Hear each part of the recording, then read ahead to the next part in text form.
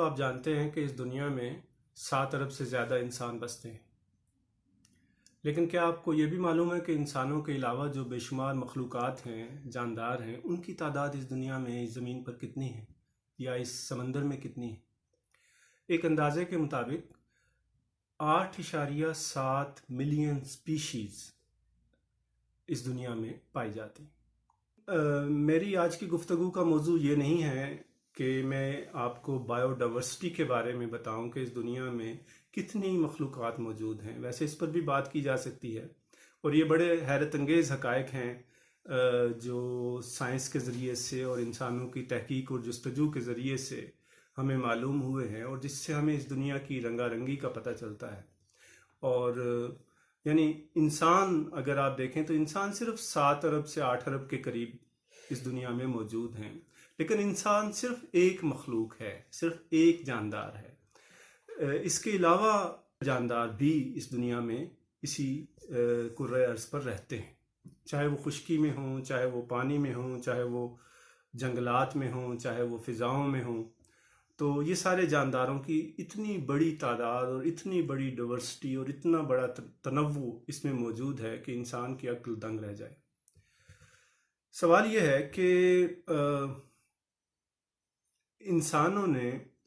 جو شہر بنائے ہیں، ان شہروں میں اکثر آپ نے دیکھا ہوگا کہ چڑیا گھر بھی ہوتے ہیں۔ ان چڑیا گھر میں بہت سے جاندار ہوتے ہیں، شیر دیکھتے ہیں، ہاتھی دیکھتے ہیں، چیتے دیکھتے ہیں، بندر دیکھتے ہیں، بھالو دیکھتے ہیں، زیبرے دیکھتے ہیں، زرافے دیکھتے ہیں۔ بے شمار قسم کی مخلوقات اس دنیا میں موجود ہیں، لیکن کیا کبھی آپ نے سنا کہ کسی اور مخلوق نے بھی انسانوں کا کوئی چڑیا گھر یا انسان گھر بنایا ہو؟ ایسا تو نہیں ہے۔ یعنی صرف ایک انسان ایک ایسی مخلوق ہے جس نے اس پورے کرۂ ارض پر اپنا سکہ جمایا، جس نے اس دنیا کو، اس کائنات کو اور اس کرۂ ارض کو فتح کرنے کی کوشش کی ہے، جس نے دیگر جانداروں کے بارے میں معلومات اکٹھی کی ہیں، جس نے دیگر مخلوقات کے بارے میں جاننے کی کوشش کی ہے اور ان کے ذریعے سے اس کائنات کے راز کو، اس زمین پر زندگی کے راز کو سمجھنے کی کوشش کی ہے۔ اور ایک طرح سے یہ کہہ سکتے ہیں ہم کہ اس کرۂ ارض پر اصل حکمرانی انسان کی ہے۔ اب اگر آپ انسان ہی کو دیکھیں تو انسان ایک بڑی کمزور سی مخلوق ہے۔ یہ دیکھنا ہوگا کہ انسان کی وہ انفرادی خصوصیات کیا ہیں جو اس کو یہ شرف عطا کرتی ہیں، جس شرف کے ذریعے سے اس نے کرۂ ارض پر اپنی حکمرانی قائم کی ہے۔ اس سوال کا جواب ہمیں بہت سے طریقوں سے حاصل کیا جا سکتا ہے۔ یعنی مذہب اس میں ہماری رہنمائی کرتا ہے، بہت سے نظریات ہماری رہنمائی کرتے ہیں، سائنسز ہماری رہنمائی کرتی ہیں۔ وہ سب زاویہ ہائے نظر موجود ہیں جو انسان کے اشرف المخلوقات ہونے کے بارے میں آپ کو کوئی نہ کوئی نئی معلومات فراہم کرتے ہیں۔ لیکن اس وقت میں بات کرنا چاہوں گا ایک اور حوالے سے کہ آج کل ایک اسرائیلی مصنف کا بڑا شہرہ ہے جن کا نام یووال نوح ہراری ہے، اور وہ ایک مورخ ہیں اور جنہوں نے جن کی 3-4 کتابیں اس وقت تک آ چکی ہیں، جس میں انہوں نے کرۂ ارض پر انسان کی تاریخ لکھی ہے،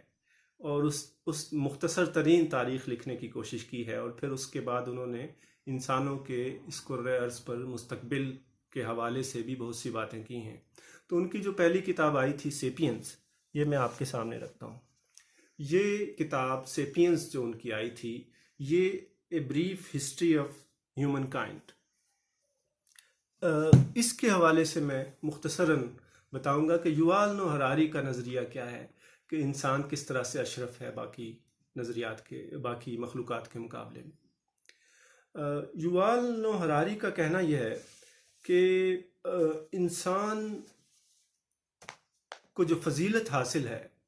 یقیناً اس میں عقل و دانش، اس میں حکمت، اس میں علم کی صلاحیتیں، یہ سب چیزیں اپنی جگہ پہ ہیں، لیکن 2 بہت ہی بنیادی صلاحیتیں انسان کے اندر ایسی ہیں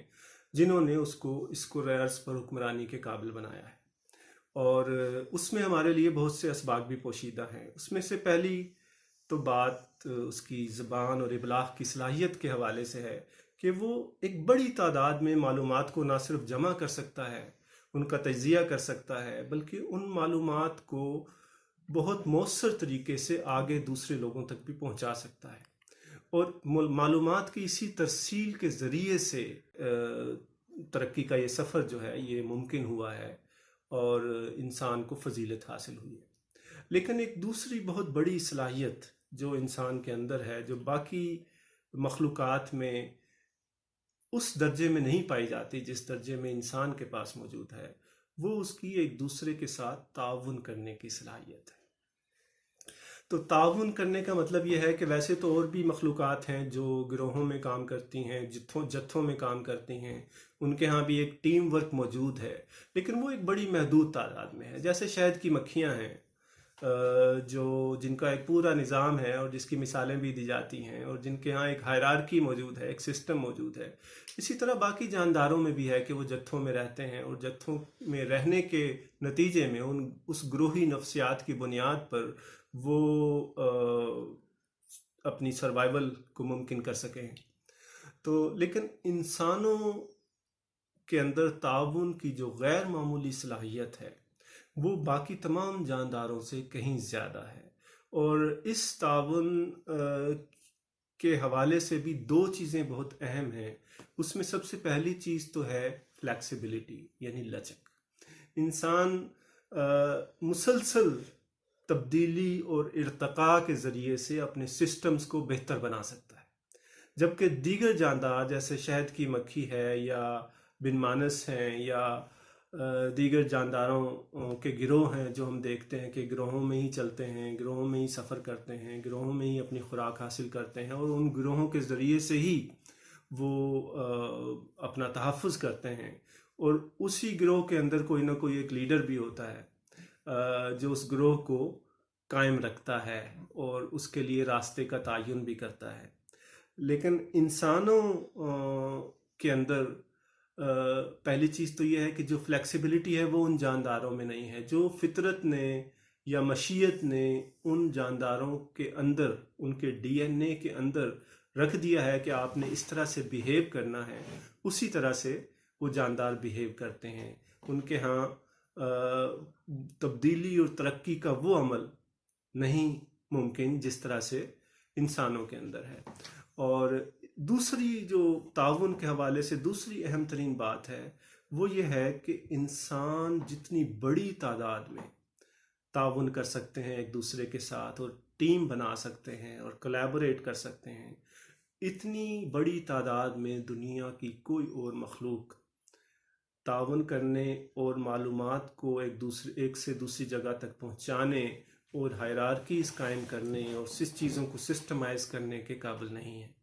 تو میرا خیال ہے کہ یہ دو ایسی خصوصیات ہیں جس نے انسان کو اشرف المخلوقات بنایا ہے، اور یہ یووال نوح ہراری کی کتاب کے حوالے سے میں بات کر رہا ہوں۔ اس سے انشاءاللہ اگلی ویڈیو میں ہم یہ بات کریں گے کہ یہ تعاون کرنے کی صلاحیت جو انسان کے اندر ہے، یہ صلاحیت انسان کے اندر پیدا کیسے ہوئی ہے، اور اس نے اس کو کیسے ترقی دی ہے کہ جہاں وہ لاکھوں اور کروڑوں کی تعداد میں بھی ایک دوسرے کے ساتھ جڑ جانے اور ایک دوسرے کے ساتھ کام کرنے اور اس طرح سے ترقی کے سفر کو آگے بڑھانے کے قابل ہوا ہے۔